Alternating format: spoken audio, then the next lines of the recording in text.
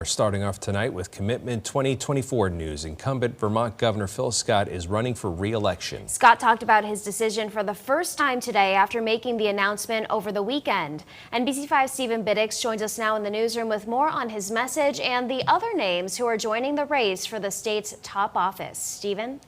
Yes, Brian and Liz. So if successful, Governor Phil Scott would become one of 3 Vermont governors to secure 5 terms, and his message heading into this election season may sound familiar. It's all about keeping Vermont affordable and not raising taxes.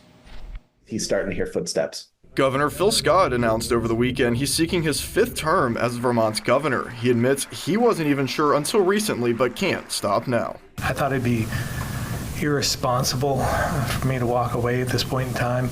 You know, we've made some gains over the first 3 terms, 6 years.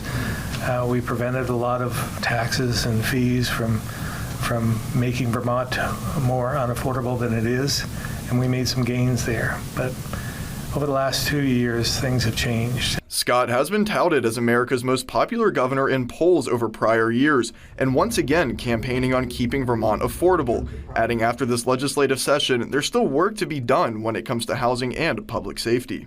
Impose more taxes, more fees, 20% increase in DMV fees alone, all kinds of things. And I just think it's taking Vermont in the wrong direction. The Vermont Democratic Party says they're tired of Scott blaming Democratic lawmakers for his lack of vision and policies and think they can make a strong case to voters this year. 8 years of not solving problems, 8 years of shifting blame to others for state government's failings under his watch.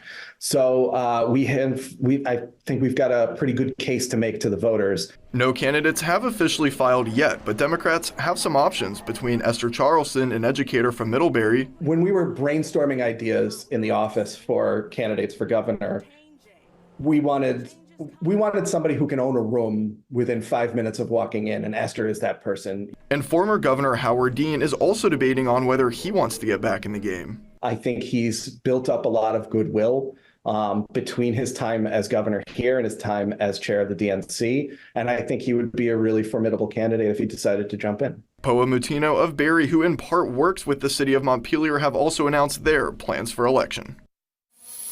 Candidates must file for their party primary by May 30th, and at the moment, while a few have announced, no candidate has officially filed. Primary elections will be on August 13th, and Election Day this year is on November 5th. Live in the newsroom, Stephen Biddix, NBC5 News.